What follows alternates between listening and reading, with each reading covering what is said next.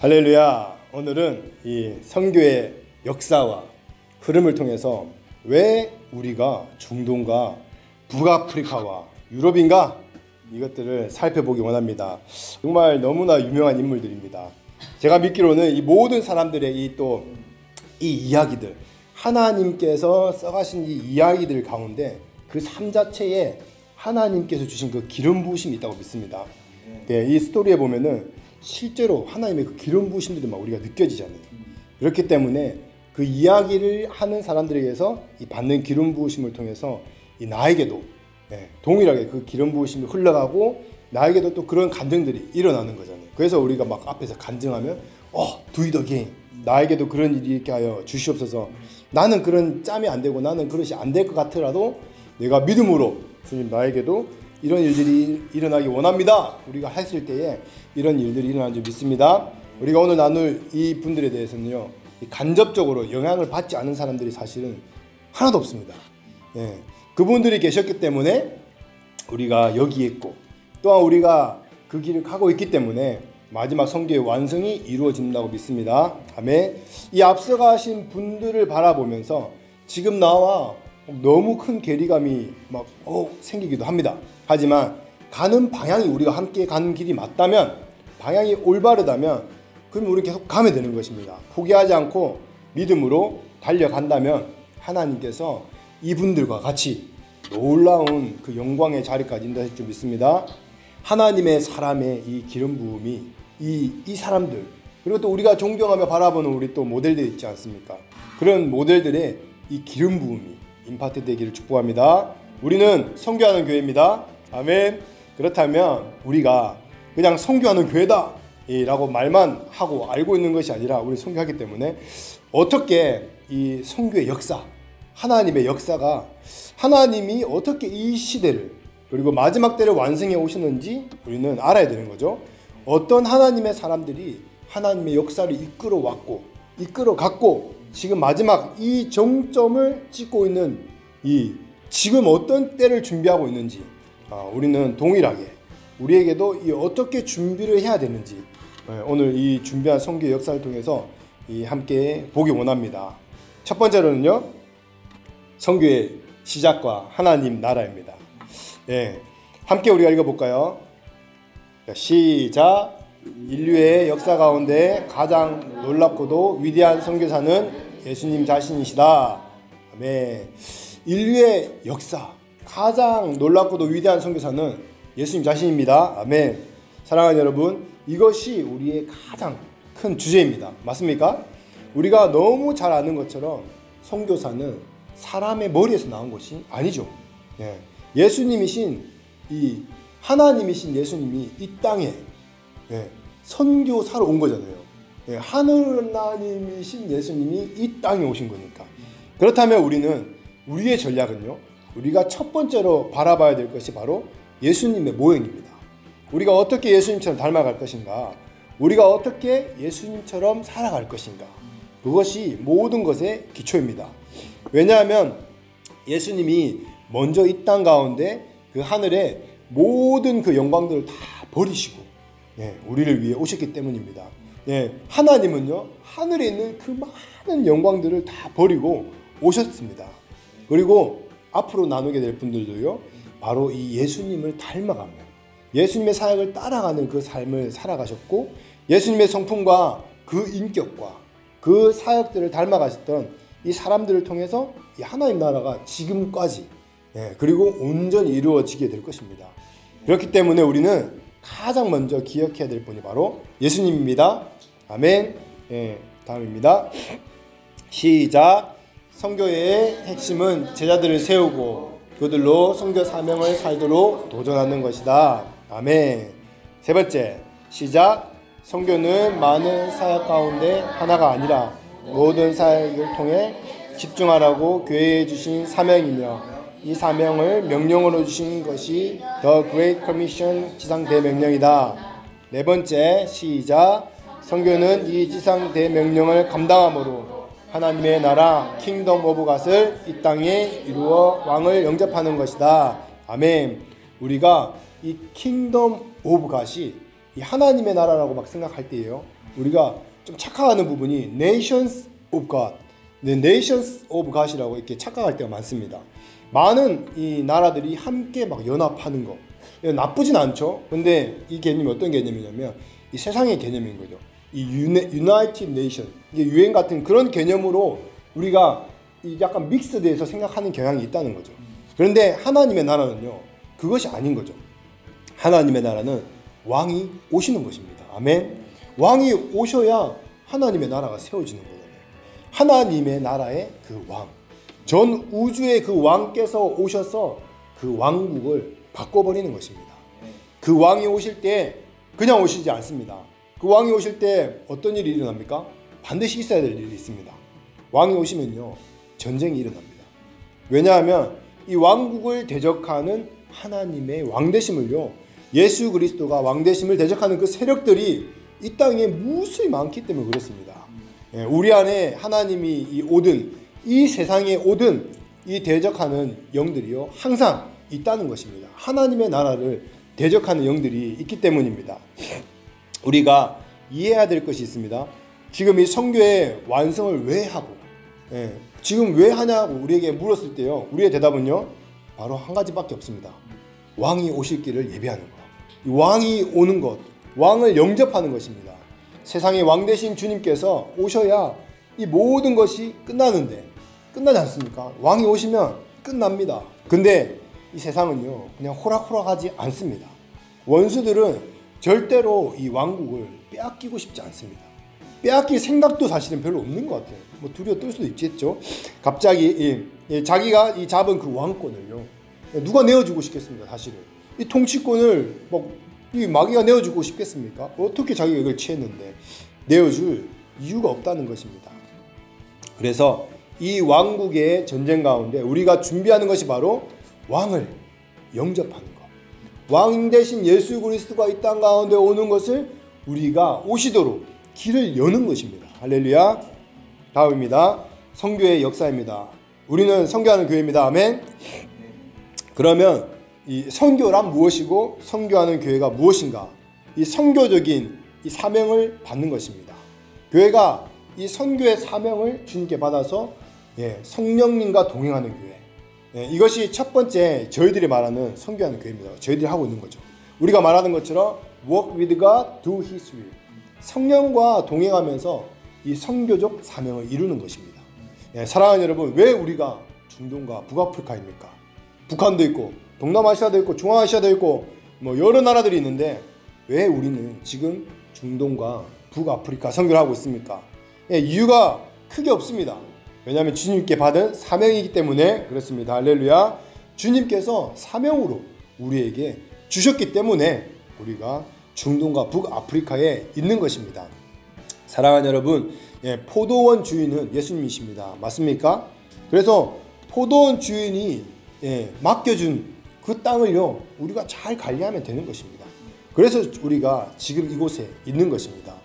예수님이 첫 번째 선교사였음을 기억하는 교회, 교회의 이 기초이고 머리가 되신 것이 예수님, 이것을 믿는 것, 이것이 선교하는 교회입니다. 그렇기 때문에 우리가 예수 그리스도의 몸된 교회로서 우리가 이 중동과 북아프리카 그리고 유럽, 이곳에 우리가 몇 명이 나가 있습니까? 88명이나 나가 있습니다. 그리고 막 이것을 자원하는 우리 젊은 유스 세대 이 세대들이 계속 막 치고 올라오고 싱글들도 치고 올라오지 보고 있지 않습니까? 그래서 각 지역에 이 작은 교회들이 있다고 생각하면 되는 겁니다. 어떻습니까? 히스토리에 4분의 1이 나와 있습니다. 이 엄청난 일인 거죠.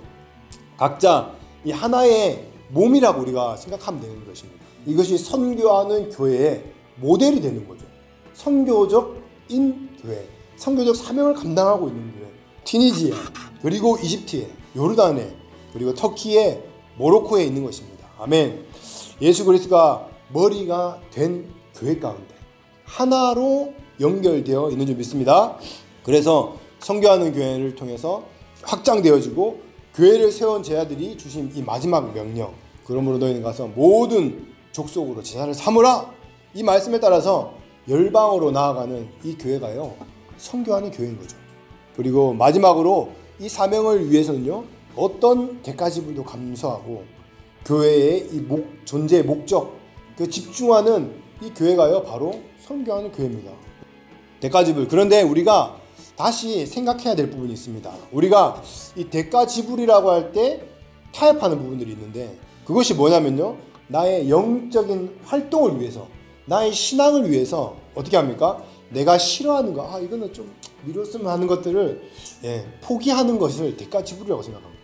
우리가 해야 될 일들을 반드시 하고, 학생이면 학생들의 공부를 잘 감당하고, 그리고 내가 작정한 그 시간에, 그리고 드려지는 그 예배 가운데 최선으로 드려지는 것이, 그리고 기도하는 것이, 이것이 대가지불이라는 것입니다. 우리 삶 가운데 주신 그 영역 가운데 우리는 최선을 다해야 되는 것입니다. 우리에게 주신 그 포도원들을 잘 가꾸어야 하는 것입니다. 한 사람 한 사람 그 포도원을 열심히 가꾸고 물을 주고 포도원을 지킬 때에 그 작은 여우가 나의 포도원들을 무너뜨리지 않도록 그것들을 우리가 지킬 때에, 그러면서 기도하고 예배하고 막 주일 예배 섬기고 월화수목금토일 예배 다 섬길 수 있는 것입니다. 할렐루야. 영적인 활동만 한다는 것은 우리 속에 들어와 있는 이게 뭐예요? 영속분리, 이 영지주의적 발상인 겁니다. 그래서 우리는 이 대가지불을 잘 알아야 됩니다. 지금부터 제가 소개할 사람은요, 이분들은 저와 여러분들을 위해서 그리고 온 열방을 위해서 어떤 이 대가지불을 하며 나아가는지, 그리고 그 바탕 위에 그 교회들이 세워진 것을 설명할 때요, 다시 한번 여러분들과 제가 이 역사 가운데 들어가서 이 역사를 완성하는데 동참되어지는 여러분들 되시기를 축복합니다. 선교 역사, 우리의 이 개신교 프로테스탄트 선교의 이 역사를 보통 세 시대로 나눕니다. 어떤 시대가 있습니까? 해안선 선교, 두 번째 내륙 선교, 그리고 종족 선교. 많이 들어봤죠? 이것은 지금까지 우리가 해온 선교 시대입니다. 잘 보시면 아시겠지만 해안 선교, 그리고 해안 선교가 어디요? 1910년, 그리고 1910년부터 저희 2세대 선교가 바로 또 시작되는 거 아니죠. 뭔가 교집합, 이 교차점이 되는 시간들이 제법 있습니다. 바톤 터치하는 것들은 같이 함께 뛰어가는 구간들이 있다는 거죠. 두 번째 시대 내륙 선교가 언제 시작됩니까? 1865년. 근데 끝난 거는 1910년인데 시작된 거는 1865년인 거죠. 뭔가 이 중첩되는 그 시간 가운데 무언가 하나님께서 하신 것들 볼 수 있습니다. 그래서 항상 개척하는 사람들이요 오해를 받습니다. 이 시대 때. 지금 시대도 마찬가지죠. 항상 개척하는 사람은요 주목을 또 받지 못합니다. 뭔가 드러나지 않죠. 아니 왜 쓸데없는 짓을 저렇게 하냐, 굳이 저렇게까지 해야 되나, 왜 저런 이상한 짓을 하지, 아직 이 일이 끝나지도 않았는데 마무리를 하고 뭔가 새로운 시작을 해야지, 이런 이 얘기들이 막 오가는 거죠. 뭔가 새로운 것이 일어날 때 사람들은 그것을 지지하지 않습니다. 집중을 가지지도 않습니다. 관심을 가지지 않습니다. 그러면 이제 새로운 이 4세대 선교가 올 거라고도 얘기하고 있죠. 지금은 또 이 시대로 봤을 때, 이 상황을 봤을 때는 벌써 왔을 수도 있겠죠. 뭔가 중첩된 시간, 합쳐진 시간들 있는데 미디어 전도 시대, AI 선교 시대 얘기하는 분들도 있긴 합니다. 어떻게 보면 우리는 지금은 잘 모르겠지만 새롭게 시작되었다는 것들을 우리가 알 수 있습니다. 우리가 믿기로는 사실은요 제4세대 선교는 없다. 이제는요 선교의 완성의 시대로 들어온 것입니다. 우리는 이제 선교의 완성의 시대로 들어왔습니다. 곧 오신다. 10억의 다음 세대가 무슬림들이 돌아올 거다. 이 말은요 10억의 다음 세대가 돌아온다는 건요 엄청난 대추수를 이야기하는 겁니다. 이미 선교의 완성하는 시대로 들어왔습니다. 많은 이들은요 다시 새로운 선교를 시작하려고 하죠.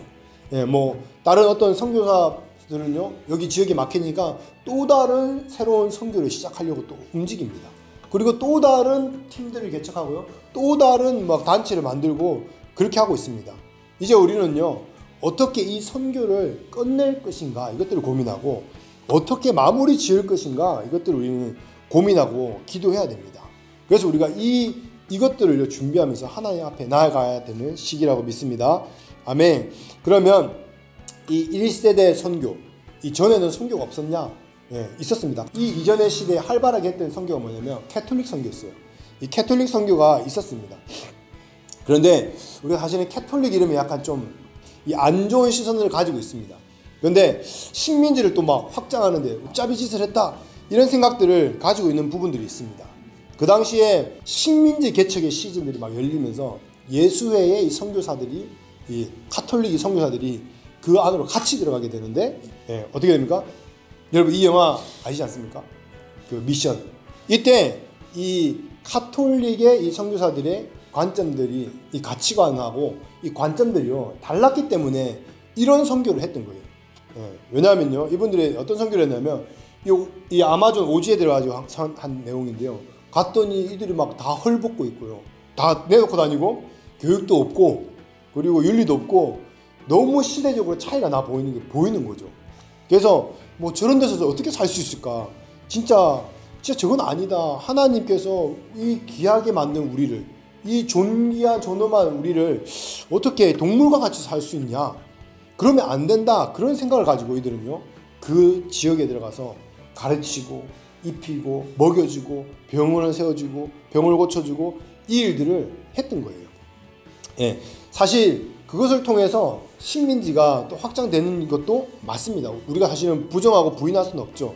식민지 교육이 들어온 것도 맞지만 맨 처음에 이 카톨릭 선교사들이 이렇게 순교까지 하면서 선교를 한 이유가, 그 사람들은 하나님의 이 형상으로 이 지음받은 이 인간이 이렇게 살면 안 된다. 정말 지금도 사실은 막 벗고 다니는 민족들이 있잖아요.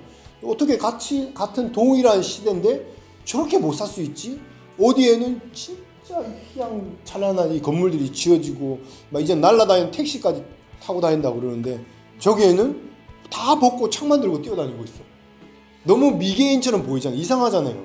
근데 그 마음이 이들 가운데 부어졌던 거죠.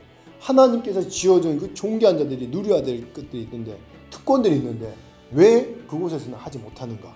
그렇기 때문에 그들은 거기 가서 지역을 개발시켜주고 해준 겁니다. 그런데 문제가 뭐냐면 이때 이 개신교에서는 왜 선교를 하지 않았을까입니다. 선교가 그때 막 활발하게 일어나지 않았던 때죠. 가톨릭 선교가 이렇게 막 진행되고 있는데 왜 개신교 선교가 일어나지 않았냐면요, 이때 어떤 신학이 되게 유명했습니다. 칼빈이즘이라고, 장 칼빈이라는 그 사람 알죠, 우리가? 그래서 이분이 한 게 뭡니까? 예정론. 굳이 뭐 가지 않아도 된다. 굳이 뭐 내가 복음을 전하지 않아도 이미 구원받은 사람들은 이미 정해져 있다라고 얘기하는 거예요. 우리가 갈 필요가 없다. 왜 우리가 굳이 거기 가야 되나? 하나님께서 다 하시는데, 하나님께서는 돌을 들어서라도 그들을 다 복음을 전할 수 있다. 천사를 보내서 다 하실 수 있다. 이때 이게 예정론이었습니다. 그래서 그때 개신교가요 선교하지 않았어요. 좀 안타깝죠. 첫 번째로는요, 해안선 선교가 시작되는 것을 얘기합니다. 그런데 하나님이요, 그 예정론이 있었던, 그 어떻게 보면 개신교의 이 선교가 없었던 그 시대를요, 하나님이 그 시대를 뚫고 깨트리십니다. 하나님은 정말 말도 안 되는 사람을 일으키십니다. 누구죠? 윌리엄 캐리입니다. 사실은 뭐 이런 선교의 시작을 알리려면 엄청난 위대한 사람이, 뭔가 어마어마한 사람이, 뭔가 거장이 막 열어갈 것 같은데, 되게 생각지도 않는 사람, 근대 선교의 아버지라고 우리가 너무 잘 알고 있는 사람, 이 사람은요 구두 수선공이었어요. 머리도 다 벗겨지고요, 정말 뭐 많이 배우지도 못하고 그런 사람이었다고 얘기하더라고요. 근데 어느 날 하나님의 말씀을 듣습니다. 어떤 말씀이냐면 히브리서 13장 12절 그리고 13절 말씀입니다. 같이 한번 우리 읽어볼까요? 시작. 그러므로 예수도 자기 피로써 백성을 거룩하게 하려고 성문 밖에서 고난을 받으셨느니라. 그런즉 우리도 그의 치욕을 짊어지고 영문 밖으로 그에게 나아가자. 아멘. 윌리엄 캐리가요 이 말씀을 받고요, 이 심장에 막 선교의 불이 막 붙는 거예요. 할렐루야. 내가 예수를 너무 사랑하는데, 예수님을 너무 사랑하는데 내가 어떻게 하면 이분과 같이, 예수님과 같이 이 영문 밖으로 나아가서 그 치욕을 짊어지고 예수를 전할 수 있을까?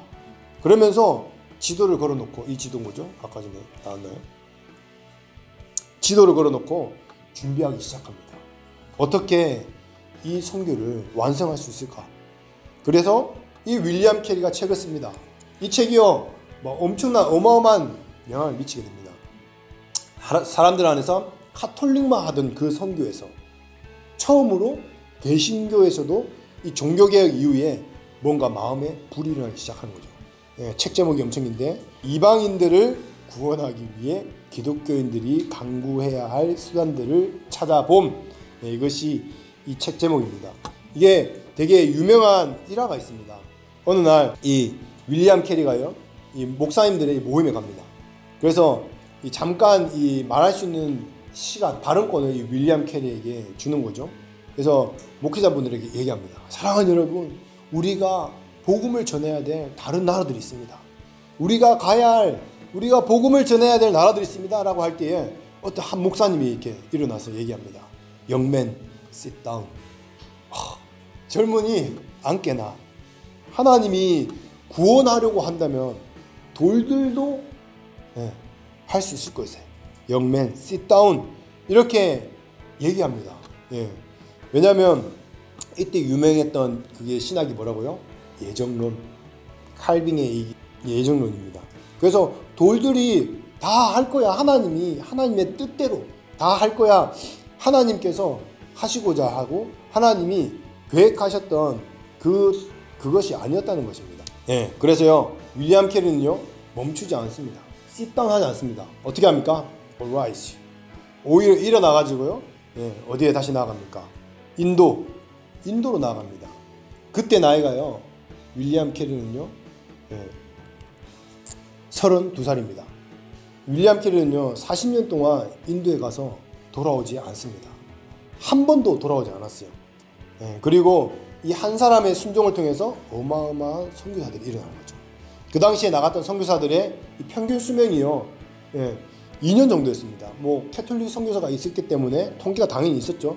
예, 선교지에서 살아남는 그 시간이 2년밖에 안 됐는데 그것을 알고도 그 수천 명의 이 선교지로 나아가게 됩니다. 할렐루야. 이 한 사람의 순종과 한 사람의 그 영향력 때문에 2년밖에 못 사는데 가라고 하는 거죠. 예. 근데 수많은 사람들이 나갑니다. 우리 한국을 비롯해서도요. 예, 그곳에 나가서 정말 목숨을 걸고 하나님 나라의 복음을 전합니다. 예, 윌리엄 캐리의 유언 같은 말이 있습니다. 함께 우리가 읽어보겠습니다. 시작. Accept great things from God, attempt great things for God. 아멘. 하나님으로부터 위대한 일들을 기대하라. 하나님을 위하여 위대한 일을 시도하라. 이게 윌리엄 캐리의 평생 모토였어요. 그래서 인도에 가서요 어마어마하게 고생합니다. 32살에 가가지고요 도착한 지 2년 만에 이 5살 된 아들도 잃어버립니다. 그리고 이 아내가 정신분열증에 걸려서 병원에도 입원하고요 20년간 연구하고 막 한 모든 것들이요 다 불타버립니다. 집도 불타버리고요. 그래도 이때 하나 붙드는 게 있습니다. 바로 이 말씀. 나는 하나님으로부터 위대한 일들을 기대한다. 나는 하나님을 위해 위대한 일을 또 시도하겠다. 그래서 이는 포기하지 않고 또 시도하고 또 만들어 갑니다. 그렇게 나가서 40년 동안 돌아오지 않았습니다. 그 어마어마한 수고와 헌신을 통해서 어떤 일들이 일어납니까? 이제 해안선 이 선교가 웬만한 지역이요 다 복음이 전해집니다. 그러니까 어떻게 됩니까? 이때 만들어진 선교단체가 이 선교사들이 단체들이 다 모입니다. 드디어 끝났다. 이 해안선 선교의 시대가 끝났다. 드디어 곳곳에 우리가 다 발견한 이 곳곳에 다 복음이 전파되었다. 할렐루야 이러면서 이제는 예수님 오실 일만 남았다라고 이렇게 선포하면서 모임을 하는 거죠. 근데 끝나지 않은 거죠. 이 다음 이 선교사가 일어나는데 두 번째가 이 내륙 선교. 1865년부터 1980년도가 일어나죠. 이제는 새로운 제2세대의 선교가 시작됩니다.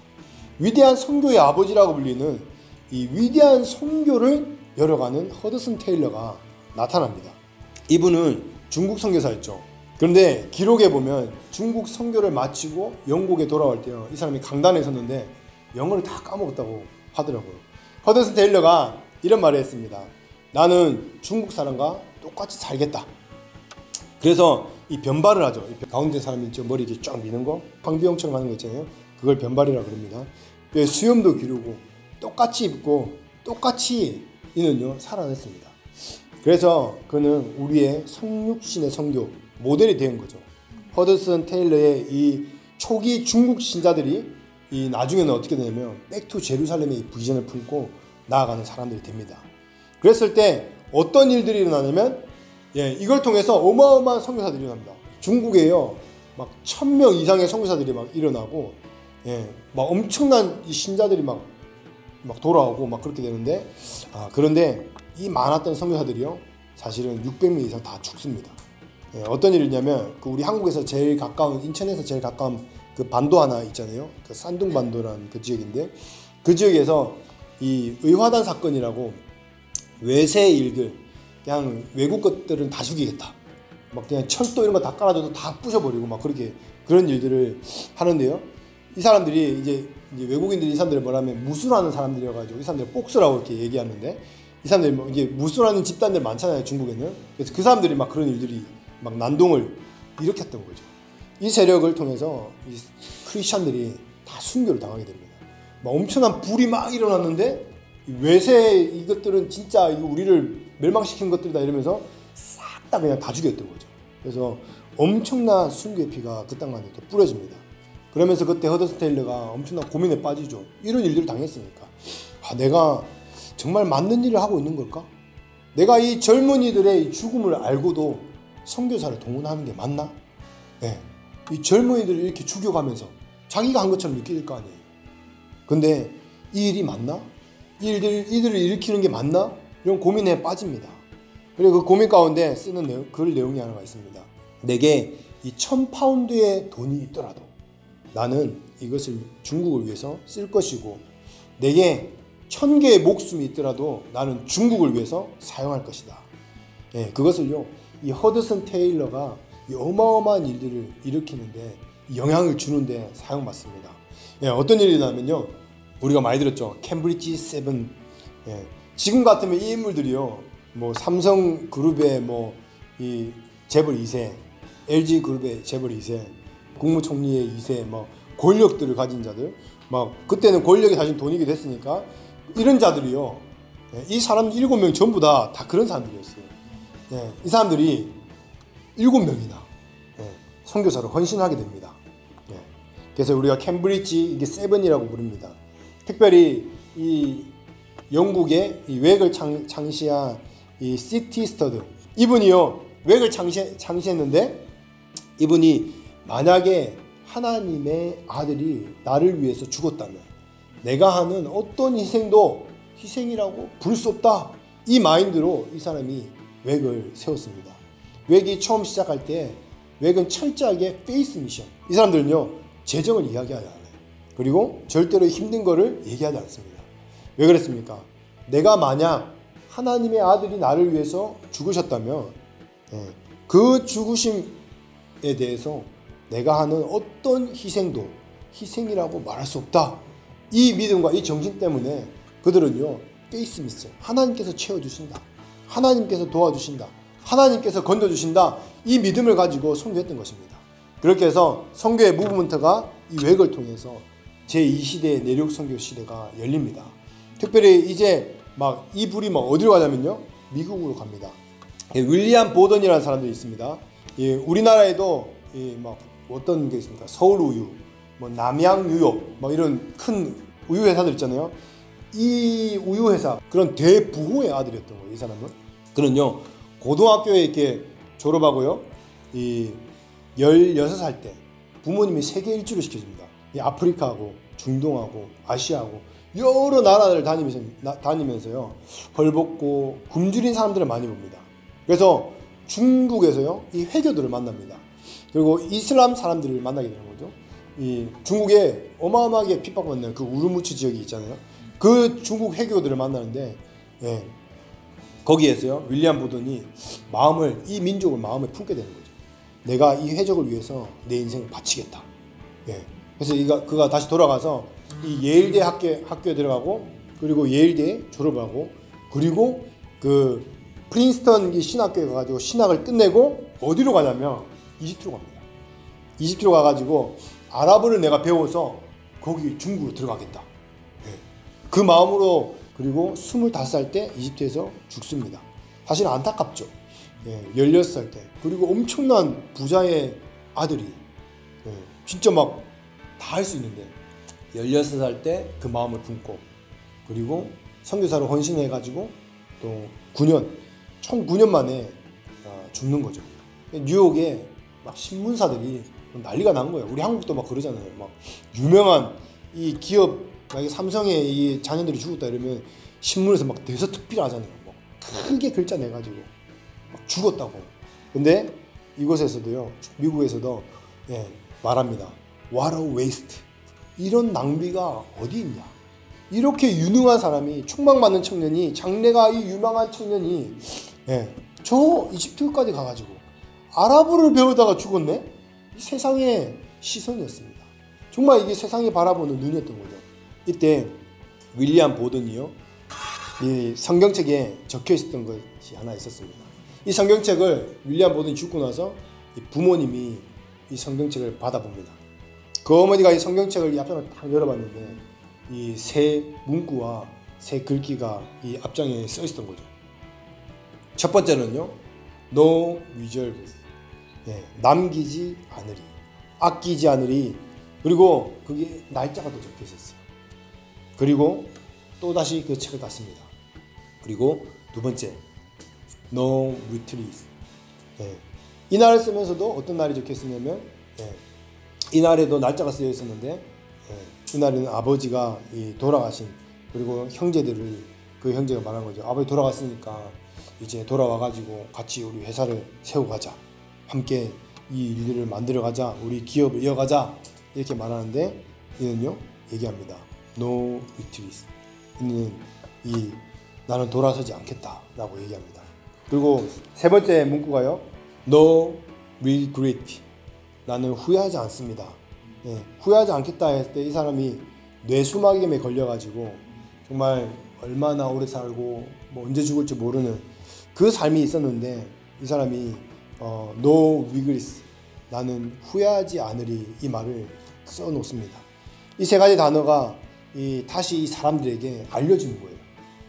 그리고 What a waste 하고 비난하고, 정말 이 세상이 손가락질했던 그때 이 세 가지 단어들이 이 수많은 이 학생, 이 자원 운동을 했던 사람들 가운데 이 마음을 품고, 이 단어를 가지고 품고, 그리고 선교지로 막 나아가게 되는 거죠. 이 일들을 통해서 하나님의 역사를 하나님께서 이루셔서 이 마지막 선교의 위대한 세계를 확장해 가시고 완성해 가십니다. 그래서 90년까지 어마어마한 선교의 진보가 이루어지는 거죠. 그러니까 막 사람들이, 야 진짜 이건 끝났다, 이 정도로 선교사를 많이 일어나고 이렇게까지 복음이 전파되어지고 빨리 급속도로 전파되어진다고, 이제는 내륙 선교가 다 끝났다, 선교가 다 이루어졌다. 그런데 어떻습니까? 선교가 끝나지 않았습니다. 다 끝났다고 하는데 끝나지 않았습니다. 30년대부터 우리가 잘 아는 이분, 위클리프 성경 번역회 창설한 인물 윌리엄 카론 타운센드. 이 사람은요, 이 랄프 윈터라는 그 선교 박사님 있죠. 이분이 2세기 동안 가장 훌륭한 3명을 뽑았을 때, 아까 전에 얘기한 허드슨 테일러와 윌리엄 캐리, 그리고 세 번째 카메론 타운센드. 이 사람을 얘기합니다. 이 사람은요, 남미로 갑니다. 과테말라로 가가지고 스페인어로 복음을 전하는데, 한 노인이 이 사람을 찾아와가지고 당신이 전하는 그 유능한 하나님이 어떻게 우리나라 말도 모르냐. 그러니까 이 사람이 깜짝 놀랍니다. 뭘 알게 됩니까? 우리가 지금까지 선교를 해안선 중심으로, 그리고 내륙 중심으로 했는데 실제로 보니까 이상한 종족들이 있다는 거예요. 이상한 언어들이 있네? 근데 그 유능한 하나님이 우리 언어를 모른다고? 이 말이에요. 이 사람이 충격을 받아서 더 많은 종족들이 있구나.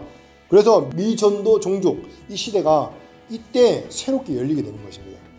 그런데 이 미전도 종족에 대해서 통계를 내는 이 단체들이 있습니다. 어떤 단체들이냐면, 복음주의 통계 기관에 보면 이게 조슈아 프로젝트, 이 단체 유명하고, Finishing the Task랑 그 IMB. 근데 그때 30년 전만 해도 4,800개의 이 미 전도 종족이 있었는데 이 아까 이거는 이제 조슈아 프로젝트에서 이게 발표인데요.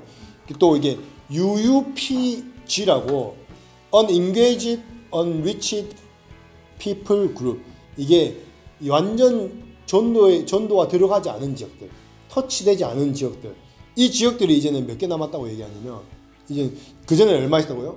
전체가 17,459개의 종족이 있다고 얘기했어요. 근데 이 한 번도 접촉하지 않은 지역이 몇 개 남았다고 얘기하는지 아세요? 지금 100개. 이게 100개 남았다고 얘기하는데 사실은요, 이 통계도 이제는 우리가 카운트할 수가 없습니다. 왜냐면요, 복음이 바람처럼 스쳐 지나가지 않은 지역들이 거의 하나도 없습니다. 복음이 안 들어간 지역이 없다는 거예요. 왜냐면요, 이 스마트폰 때문에. 사막에도 오지에도 스마트폰이 다 있습니다. 애벌레 먹방, 팔로워가 600만 명, 틱톡 스타 된 아마존 원주민 영상. 케냐 선교사님 만났는데 케냐 선교사님이 하는 얘기가 아프리카 마사이족 섬기는데 이들이 스마트폰 좋은 걸 쓰고 있습니다. 그리고 더 웃긴 거, 막 창 들고 막 이게 사다를 막 찌르고 있으면서 폰을 이렇게 찍고 있고, 이런 일들이 있다는 거예요. 그렇다면요, 이 복음이요, 이들이 할 수만 있으면 다 복음을 접할 수 있고, 볼 수만 있으면 다 이 복음을 볼 수 있다는 겁니다. 복음이 안 들어간 지역이 이제는 거의 없다는 거죠. 우리 먼저 이 말씀을 나누고 함께 마무리하려고 합니다. 누가복음 7장 11절에서 17절 말씀입니다. 함께 우리가 읽어볼까요? 시작.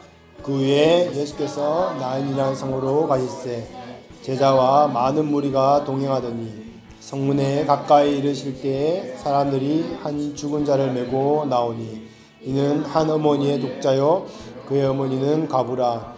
그의 성에 많은 사람도 그와 함께 나오거늘 주께서 과부를 보시고 불쌍히 여기사 울지 말라 하시고 가까이 가서 그 관에 손을 대시니 맨자들이 서는지라. 예수께서 이르시되 청년아 내게 말하노니 일어나라 하시매 죽었던 자가 일어나 앉고 말도 하거늘 예수께서 그를 어머니에게 주니 모든 사람이 두려워하며 하나님께 영광을 돌려 이르되 큰 선지자가 우리 가운데 일어나셨다 하고 또 하나님께서 자기 백성을 돌보셨다 하더라. 예수께 대한 이 소문이 온 유대와 사방에 두루 퍼지니라. 아멘. 하나님의 나라가 올 때에 우리는 상당히 엄청난 뭔가 환상적인 것들을, 저도 그랬는데요, 환상적인 것들을 그려봤습니다. 하나님의 나라가 오게 되면 모든 것이 평화롭게 그냥 다 이루어질 거라고 생각하고 있습니다. 그러나 사실은 그렇지 않다고 처음에 얘기했죠. 하나님의 나라는 왕국이기 때문에 그렇습니다. 왕이 바뀌는 것이기 때문에. 그러니까 어떻게 됩니까? 하나님의 나라가, 하나님의 이 왕국이 우리 가운데 가까이 올 때에 이 본문 말씀처럼요, 이 예수님께서 이 나인, 기쁨이라는 이 성에 가실 때에 제자와 많은 무리가 이렇게 막 동행을 가잖아요. 그때 성문에 이 왕이 이렇게 가고 있는데, 우리가 시편 24편처럼 문들아 머리 들어라 막 이러면서 영원한 문들아 막 종려나무 흔들면서 멋있게 이렇게 가야 되는데, 막 문들이 막 열려져야 되는데 왕이 오는데 문이 열리지 않습니다. 막 순수하게 열리지 않는다는 거죠.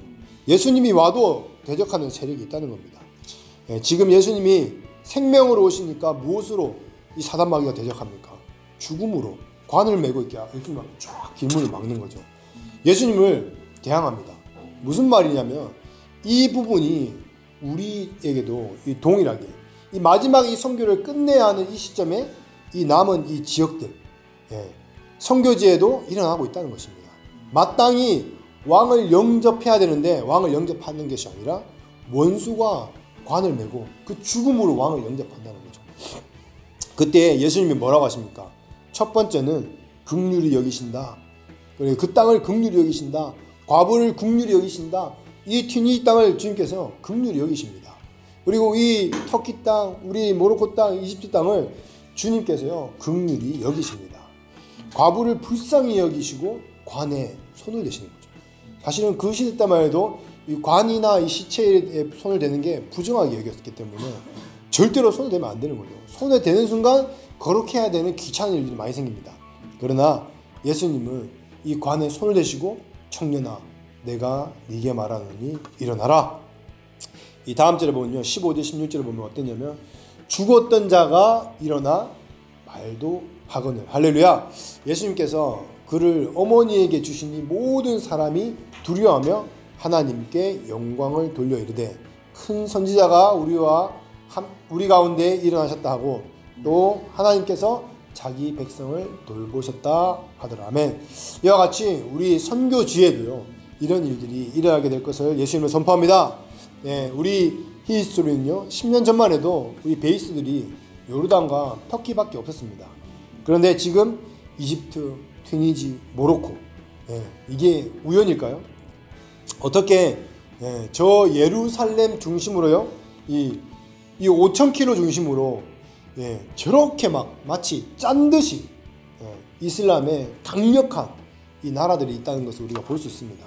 뭐 카자흐스탄, 탄탄탄탄탄 그리고 막 사우디, 이란 그리고 요르단 정말 이렇게 짠 듯이 그리고 이 반대편에도 또 막 있지 되게 어려운 지역들 있지 않습니까? 북아프리카 이 예루살렘 중심으로 이 많은 이 지역들에 보면 뭔가 이 관으로 이 성문을 막고 있는 것처럼 보입니다.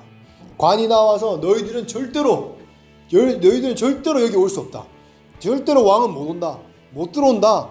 이 주변에 지금 이 강력한 나라들이 이렇게 다 막고 있는 겁니다. 지난 2000년 동안 1400년 동안 한 번도 뚫리지 않은 지역들인 거죠. 이 지역이 전부 다 이슬람 지역이고 그 이슬람이 99.7% 뭐 크리스천 인구가 2%도 넘지 않는 지역들입니다. 강력한 이 나라들 가운데 우리가 지금 들어가 있는 거죠. 이제 우리가 이스라엘까지 이제 들어갑니다. 왕이 오실 그 땅으로 들어가는 거죠. 그런데 이 세계 이 선교계 연구에 의하면 핍박받는 나라, 박해 지도, 빨간색이 극심함, 주황색이 매우 높음, 노란색이 높음입니다. 튀니지는 높음. 여기에 우리 선교사님들이 있는 지역들이 다 극심함, 높음 이 지역들이 다 있습니다. 그러면 우리는 지금 아까 말했던 허드슨 테일러와 같이 고민이 일어납니다. 정말 우리가 제대로 하고 있는 거 맞나? 그리고 이 땅에 이 젊은이들을 부르는 것이 맞나? 젊은이들이 일어난 것이 맞나?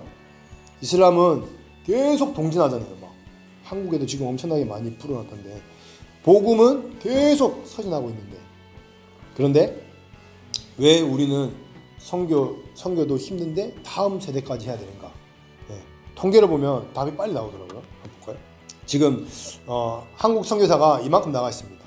뭐 아시아에 뭐 59.4%, 뭐 79, 북미, 캐나다, 미국의 9%, 유럽의 8.9%, 아프리카의 8.7%, 뭐 중남미의 4.6%, 중동의 4.7%, 5%가 넘지 않습니다. 딱 봐도 균형이 있지는 않아 보입니다. 그런데 문제가 여기 있습니다. 지금 이것이 우리의 연령의 분포도입니다. 그래서 30세 이하가 몇 프로입니까? 7.1%. 30세 이하가 7.1%. 10년이 지나면 어떻겠습니까? 이 그림이요. 그냥 이 사람들이 자라서 그 다음 세대가 되고 새로운 신자가 안 일어나요. 그리고 이 사람들이 죽고 그리고 그냥 점점 없어지는 거죠. 그러면 그 중간에 나이 많은 세대들이요. 점점 줄어든다는 거죠. 다 죽고 없어지면. 이게 아주 심각한 수준에 와 있다는 겁니다. 우리가 선교를 완성해야 하는 이 중요한 시기 가운데 그래서 우리는 다음 세대와 연결해야 되는 거죠. 나중에 결국은 이 7%가 10년만 지나면 어떻게 됩니까? 40살 되면은 7%가 되고 또 50살 되면은 7%가 되고 39%가 될 인구들이 7%가 되는 거죠. 나중에는 0. 몇 %가 뒤에서 따라오겠죠. 이 사람들이 더 일어나지 않는다면 더 문제가 더 커진 겁니다. 근데 이 선교는요. 그래서 우리는 이 다음 세대들을 계속 연결해서 끌고 와야 되는 것입니다. 이게 사실은 하나님의 전략이었습니다. 허드슨 테일러와 함께 했던 그 전략. 젊은 세대들을 일으켜서 그런 유능한 자들을 일으켜서 그런 똑똑한 사람 부자들을 일으켜서 그 다음 세대 그 세대들을 일으켜서 하나님이 세웠던 전략입니다. 결국 선교의 완성은 그냥 한 세대로 일어나지가 않습니다. 연결해야 하고 연속성이 있어야 되는데 지금 하나님이 우리를 그 연속성 가운데 주신 것입니다. 하나님의 역사 가운데 우리를 인도하고 계신 줄 믿습니다. 이제는 그런 한 윌리엄 캐리가 아니라 한 명의 허드슨 테일러가 아니라 우리는 뭘 꿈꿉니까?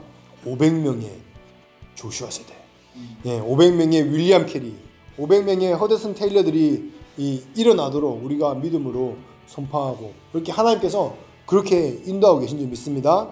말씀 뵙겠습니다. 우리가 이 지역을 보면서 TV를 보면요, 이상하게 점점점 막 TV는 더 막 문제들을 얘기하고 전쟁들을 더 많이 보고 난리와 난리들을 더 사건과 사고들을 더 듣습니다. 세상은 이렇게 말합니다. 계속 프레임을 씌워줘. 세상에는 이 일들을 없앨 수 있는 솔루션이 있다. 이것이 뭔지 아십니까? 중동 평화 솔루션. 바로 이스라엘이 없어지는 겁니다. 저기서 이스라엘만 없어지면 원래 중동에는 평화가 있었다는 겁니다. 이스라엘만 없다면 이렇게 혼란한 이 전쟁 이 시간 이런 일들은 없다는 거죠. 그런데 이 이스라엘을 만든 사람이 누구냐? 이 기독교가 이 이스라엘을 세웠다고 그들은 믿습니다. 그 말씀을 믿는 사람들이요, 이스라엘을 건국해서 크리스천들이 그 말씀을 믿으니까 시온주의들이 막 일어나가지고 이스라엘 건국했다 그렇게 이야기하고 있습니다. 그래서 이런 혼란들이 일어나고 있다. 이런 전쟁들이 우리 믿는 크리스천들 때문에 이렇게 되고 있다. 그리고 미국 때문에 그렇다. 이런 세상의 프레임들을 씌워가지고요, 그런 선글라스로 믿는 이 기독교인들 그리고 미국과 그런 나라들을 바라보고 있는 겁니다. 근데 사람들은요, 이 프레임대로 믿습니다. 그냥 TV 본 그대로 믿는 거죠. 왜냐하면 내가 그걸 인포메이션을 받았기 때문에 그대로 그렇구나 하고 믿는 거예요. 그럼 나중에 되면 어떻겠습니까? 크리스찬들은 길 가다가 핍박받는 거예요. 나 크리스찬인데? 이랬다가 니 때문에 지금 우리가 이렇게 고생하고 있어. 이 생각이 아주 자연스럽게 되는 거죠. 근데 여러분, 이게 맞습니까? 이건요, 생각이 없는 생각 같아요. 제가 보기에는. 왜 이 지역이 이렇게 됩니까? 이 지역은요, 지금도 막 서로 막 죽이려고 하고 있잖아요. 난리니까. 왜냐하면 아직 그 구약의 그 시대의 관점, 그 사상들, 그 가치관들을 가지고 있기 때문에요. 그래서 이들을 계속 막 죽이는 겁니다. 이에는 이, 눈에는 눈. 그 아직 그 유대인들의 유대인들은 어떻게 하면 이방인들을 막 다 죽여야 되고, 알라는 이슬람 믿지 않는 사람들은 뭐라고요? 사실은 그 아주 강성 사람들은요, 아주 이들을 다 죽여야 된다고 생각합니다. 이들이 사실 우월하기 때문에. 근데 아니라고 얘기하지만, 근데 진짜 이 책에서는요, 그렇게 얘기하고 있어요. 이방 종교를 다 없애야 된다는 겁니다. 이 구약에 머물러 있는 이 사고 가운데요, 이들에게 만약 이스라엘이 없어진다? 그 없어진다고 되겠습니까? 사실은 그 상황이 바뀐다고 해서 그들이 바뀌는 건 아니잖아요, 그죠? 그렇기 때문에요, 바뀌지 않는다는 것입니다. 그냥 그것이 사실은 사단 마귀의 전략이고, 이 왕이 절대로 오지 못하도록, 왕을 영접하지 못하도록, 그 이미 오신 왕을 알지 못하도록 하는 것입니다. 결국 우리의 대답은요, 누군가가 이곳에, 누군가가 그 왕을 아는 자들이 들어가서 하나님을 나타내야 되는 겁니다. 예수 그리스도, 이 왕이 누군지를 알려야 됩니다. 누군가는 예수, 그분께서 왕이심을 나타내고 알리고 모든 민족이 왕을 영접하도록, 왕을 영접하라는 그 명령을 우리는 선포해야 됩니다. 왕이 올 것을 선포해야 됩니다. 그 길들을 열어가야 되는 것입니다. 단순히 이 땅에 평화를 유지하기 위한 것이 아니라 왕이 오신다는 것입니다. 할렐루야. 이때가 가까이 왔습니다. 진짜 하나님께서 우리를 이 일들 가운데 사용하고 계신 줄 믿습니다. 하나님이 그리고 마지막 정말 이 엔타임을 그려가고 계신 것 같아요. 우리를 통해서. 우리는 아직 잘 모르지만, 아직 우리는 잘 다 볼 수는 없지만, 정말 하나님께서 하늘에서 이루어진 그 뜻들을, 약속하신 그 말씀들을 하나님께서 우리를 통해서 이루어 가시고 계신 줄 믿습니다. 아멘.